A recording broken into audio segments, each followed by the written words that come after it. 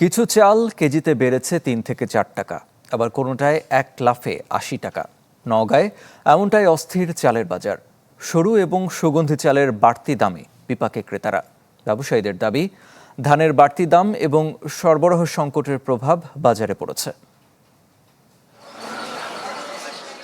নওগাঁর সবচেয়ে বড় খুচরা চাল বাজার। আগে ক্রেতা বিক্রেতাদের ভিড়ে জমজমাট থাকলেও কদিন ধরে কমেছে ক্রেতাদের উপস্থিতি, যার কারণ হঠাৎই সরু চালের দাম বৃদ্ধি।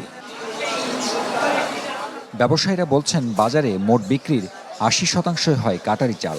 গেল কয়েক সপ্তাহে যার দাম বেড়েছে কেজিতে ৪ টাকা, বিক্রি হচ্ছে ৮০ টাকায়।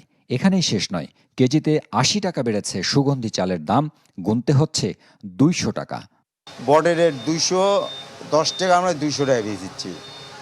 খোলা আতপ 200 টাকা।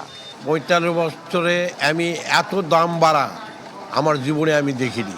আছে ধান, ওনারা স্টক করে থিয়ে দিছে, থিয়াতে বলতেছে যে নাই ধান। ডিজাইন, এলিগেন্স, বিউটি, সেরা পণ্য সবার জন্য জেভিকো। অভিযোগ রয়েছে সিন্ডিকেটের কারণে দাম বেড়েছে চালের। তবে মিল মালিকরা বলছেন, মাস কয়েক ধরে রপ্তানি হচ্ছে সুগন্ধি চাল, ফলে যোগানের তুলনায় বেড়েছে চাহিদা। আবার ধানও কিনতে হচ্ছে বাড়তি দামে। বলেন, প্রতিমণ কাটারি ১,৮০০ টাকা, আর আতপ কিনতে হচ্ছে ৩,৭০০ টাকায়। ধান যদি এক বছর হয়, কিন্তু ভোক্তা কিন্তু গোটা বছরেই খায়। তাহলে এই মজুরটা কিন্তু আমরা রাখতে হবে। আর মজুর যখনই আমি করতে পারছি না, তখন এই ধানটা বেশি দামে কিনে মজুরদারে রাখছে, পরে আবার আরও বেশি দামে আমরা কিনে নিয়ে এসে আমরা এই ভোক্তাদের কাছে কিন্তু চালটা পাঠাই। এক্সপোর্ট প্রাইস অনেক হাই, 200 টাকার নিচে এক্সপোর্ট হচ্ছে না। এ কারণেই হচ্ছে, এক্সপোর্টের কারণেই চিনিগুড়ার মূল্য বৃদ্ধি পেয়েছে। তবে স্থানীয় প্রশাসনের দাবি, সরু ছাড়া বাকি চালের দাম স্থিতিশীল আছে।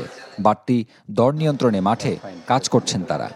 মাঠ পর্যায়ে যে কৃষকদের হাতে ধান থাকার কারণে যে দাম কিছুটা কন্ট্রোলে থাকবে, ওই জায়গাটাতে এখন আর নাই। তো আমাদের মনিটরিং অব্যাহত আছে।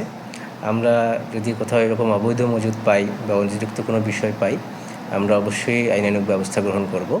নওগাঁর 450 মিল থেকে প্রতিদিন গড়ে চাল উৎপাদন হয় প্রায় ২,০০০ metric ton. Harun Rashid Chowdhury, channel 24, Naogaon.